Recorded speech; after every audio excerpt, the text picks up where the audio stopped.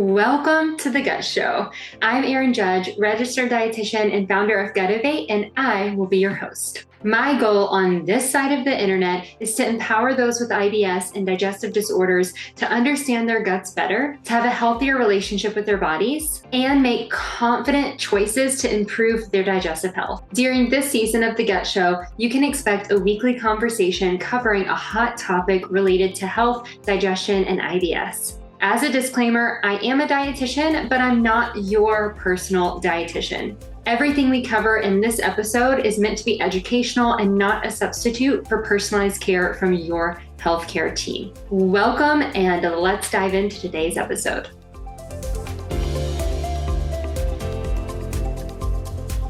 Welcome back to the Gut Show. Today's episode is all about trauma and how trauma may overlap, intertwine with, react to, but also kind of contribute to IBS.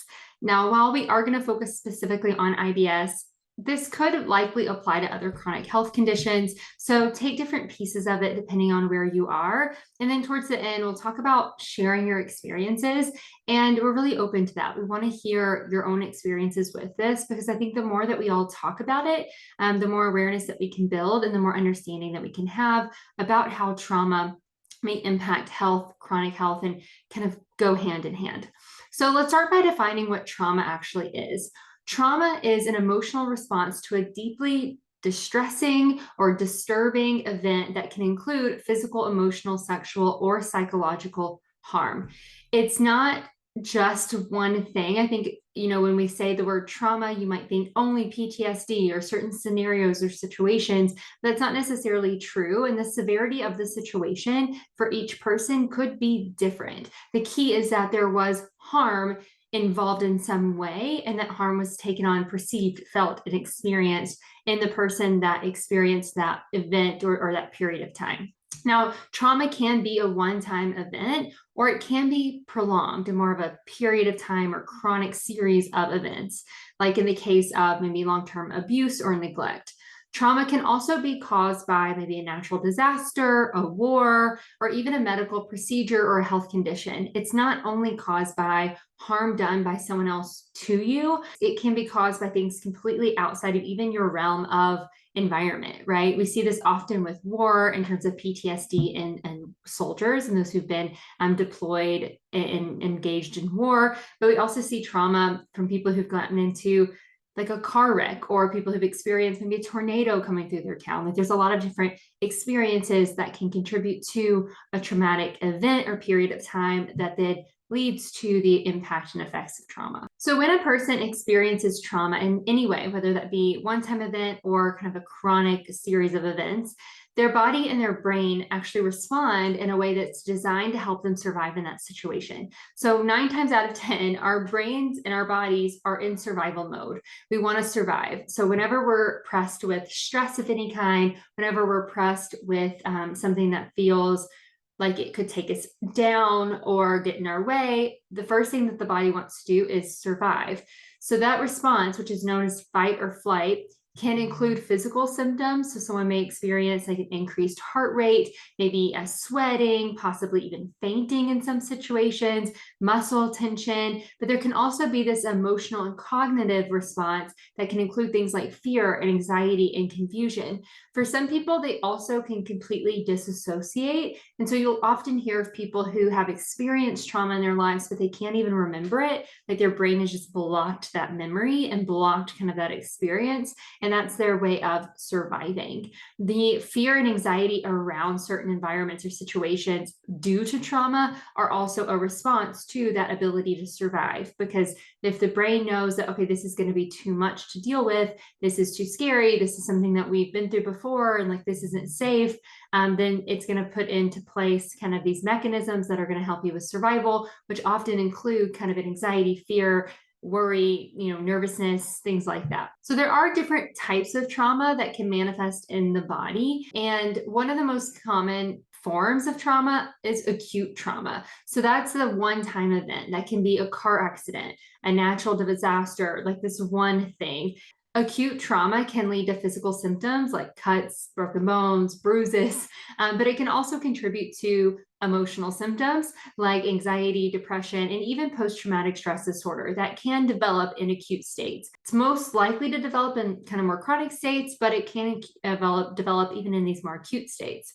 Another type of trauma is the chronic trauma. So instead of one event, it's kind of a prolonged exposure to traumatic events. And you may see this in situations like abuse or neglect. Health conditions can kind of fit into here. They can fit into both a little bit, but dealing with things for a prolonged period of time, like symptoms in the body, can create this form of trauma. This type of trauma can have long-term effects on the body. So the symptoms may not be as evident like, oh, I broke a bone, right? Or there's a cut that I can see. They may not be as intense and as visible. That doesn't always mean like physically visible, but noticeable, right? As acute trauma may be, because usually acute trauma, it's a big spike of a traumatic experience. This kind of chronic trauma, these symptoms may come on quickly and just stay prolonged, but they also may come up over time as someone is living through these experiences and dealing with this type of trauma. And that can include things like chronic pain, headaches, and even stomach problems. So you may see gut issues start to come up, but these symptoms are now manifesting. We may even see like immune disorder type symptoms come up, or kind of the body's, this prolonged stress that the body's under, its response to that. We may also see emotional symptoms in the same way, and that could be depression, anxiety, PTSD, some of the similar symptoms. And then these may become almost more preventative too, in a way. So not just as a response to the trauma, like I mentioned before, they can also become this kind of underlying, always there, always present type of symptom that's trying to just keep the body in survival mode. And then that disassociation can also be present even over this long period of time. Complex trauma is another type of trauma, and this is considered to be the trauma that's caused by multiple traumatic events, often in this kind of interpersonal nature. So what that means is this connection in relationships or with other people. So this may be trauma put on you by someone else or due to a relationship. And we see this a lot in relationships where there might be domestic violence present and things like that. So this type of trauma can also lead to emotional and physical symptoms. Same thing, right? Chronic pain, digestive issues, sleep issues, things like that. And it can also lead to difficulties in trust in relationships. So we may see that there is this kind of guard put up between other people, inability to connect, distrust of others, that may come into play because someone else was involved in this experience. And there is a strong link between this kind of interpersonal nature type of trauma and what we call that complex trauma and mental health conditions like depression, PTSD, and borderline personality disorder. And the last type of trauma that is identified is called developmental trauma. And this occurs during childhood and can affect someone's development and their ability to form healthy relationships. So it's a form of chronic trauma, but it develops in childhood and kind of interferes with the actual development of the person in society. And could it possibly even interfere with cognitive development too, depending on when it's occurring kind of and how it's occurring. So this is going to result in, again, physical symptoms, chronic pain, digestive issues, emotional symptoms, anxiety, depression, difficulty with trust, attachment, but also developmental delays in some way. So with any type of trauma, it's important to recognize that every single person experiences trauma differently. And there's a different level of severity that can be considered traumatic from one person to the next. So there are some definitions used with diagnosing certain disorders like PTSD, but that you don't have to meet a diagnostic criteria to be someone who has experienced trauma. And your trauma doesn't have to look like someone else's trauma to be considered trauma, right? And the impact that trauma has on you and these experiences have on you, it's going to look different just based on the person. So someone can go through something very severe as an event and not experience side effects from that, whilst other person may go through something that may not be quite as severe in terms of the level of trauma, but what they experience and the symptoms that they experience from that are greater. And the experience itself is still valid. The symptoms are still valid and still need to be addressed. So we do know with IBS specifically that there is a pretty clear link between trauma and IBS. We know that trauma can lead to changes in the way that the body responds to stress. And with IBS being a condition that involves the gut-brain communication pathway and being a condition that is triggered, where symptoms are triggered by stress, we're going to see more stress in people who've experienced trauma and are dealing with the stress from that. We also know that people who've experienced trauma, especially in childhood, may be more likely to develop IBS or have their symptoms worsen in their response to stress, so that there's almost like a heightened response to the stress that's there because of their experience with trauma. Now, that doesn't mean that the only reason that someone has IBS is trauma. There's a lot of misinformation out there that says, if you deal with the trauma, release the trauma, that you will cure your IBS.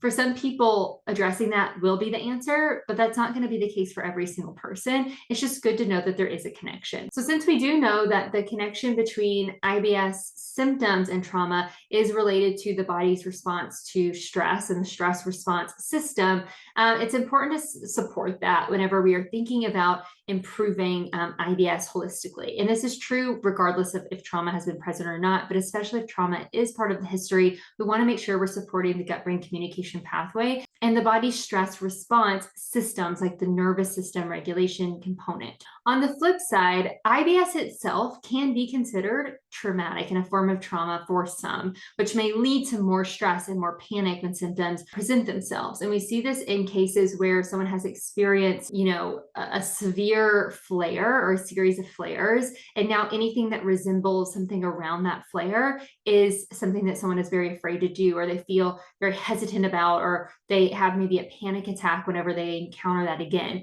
And that could include, if you've had an accident on your way to work, every time you get in the car, you may experience those symptoms. If you had, a flare after eating at a certain type of restaurant, whenever that type of cuisine is presented to you, you may have kind of a panic that comes up from that. Maybe it's with travel. It's going to look different for every single person. And for some people who maybe develop some of that rumination where that's all you can think about it and those thoughts tend to spiral, that trauma experience from maybe one event could cascade into the rest of life, right? Where there's now anxiety and panic around any situation where there could possibly be symptoms because of the effect of the symptoms in the past.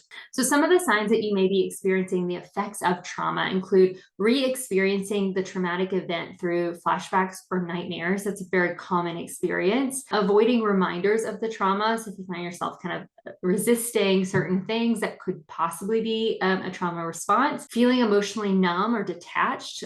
Feeling anxious or irritable. That one's a little bit more broad, but if you have this ongoing anxiety, it could be something to dig into. Difficulty concentrating can be one, as well as changes in sleep patterns and disrupted sleep, regardless of if there's nightmares present or not. Again, everyone experiences trauma differently. And so some people may have, a trauma history and be experiencing some signs of trauma without these exact symptoms. And some people may have these symptoms and not be responding to trauma. So everyone is unique, which is why it is important to think about working with qualified mental health professionals that can dig deeper into these things with you and into your past, your history, and kind of know how to ask the right questions and kind of guide that conversation with yourself to figure out what's been going on. If you know that you do have trauma and effects of trauma that you're experiencing, there are some treatment options that are available that you can consider. And again, this is going to be personalized by your provider. And that's the most important part, because not all treatment options are created equal or are going to be what you're looking for, but a provider that you connect with and that you trust is going to help guide you through your treatment options so that you can address the trauma itself. And you may do this alongside addressing the IBS, maybe with a dietitian like myself, or you may be doing this outside of that. If you're like, well, this is something I want to make sure I tackle and get on top of before I focus on the IBS piece, in case, my symptoms decrease enough where I don't even need to, like, you may go that route. You may focus on the IBS first. You can take your own path. And again, your team, your healthcare team that you trust, they're going to help guide you and help you figure out what the best kind of approach may be. So one option for treatment is cognitive behavioral therapy, or CBT. This type of therapy helps individuals understand and change their thoughts and behaviors related to the traumatic event. And it's commonly and widely used.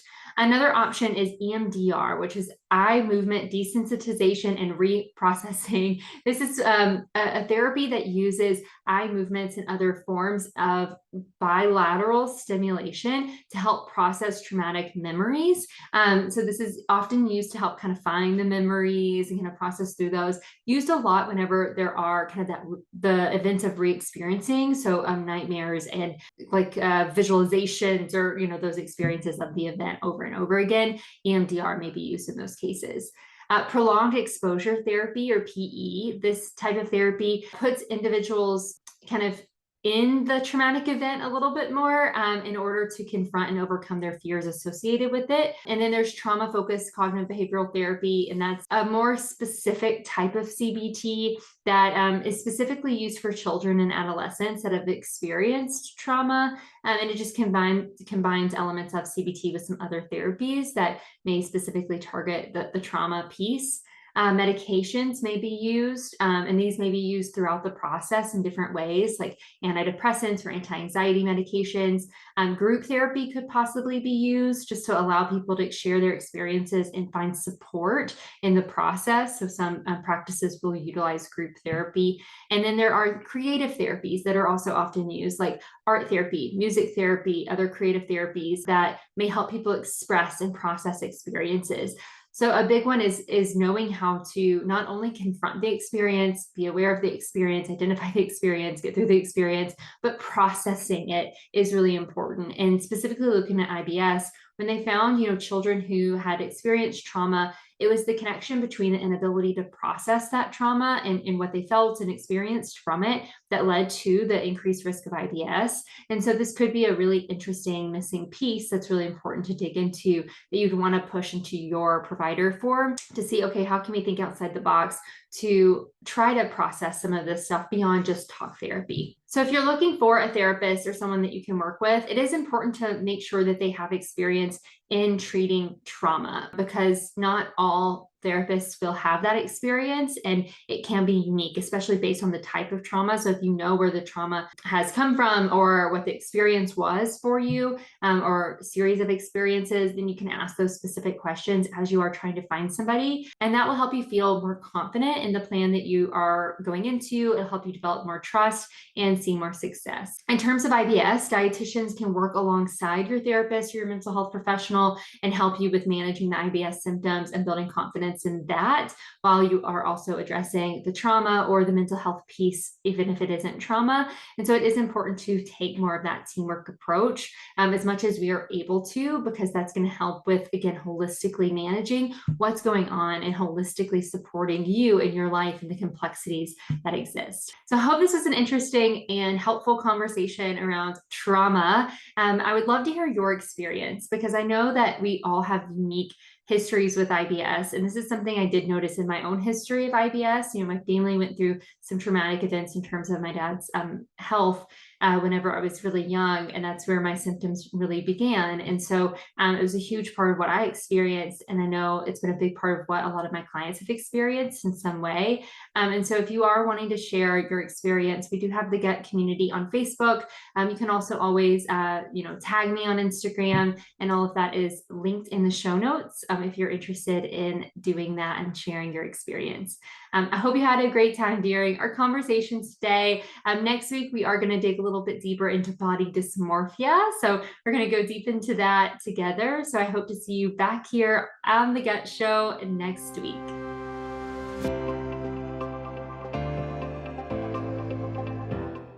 Have you enjoyed these deep dive conversations on these specific topics that overlap with digestion and IBS and other digestive disorders or conditions? If so, then you may love the Gutivate blog. On our blog, we have broken down topics ranging from actual management strategies for different symptoms, overlapping conditions, and also some of these less talked about topics that a lot of our patients and those in our community have brought up and have wondered about. So if you like to read different topics, see different sources, and just get a new perspective on these varying topics, then you want to check out gutivate.com/blog.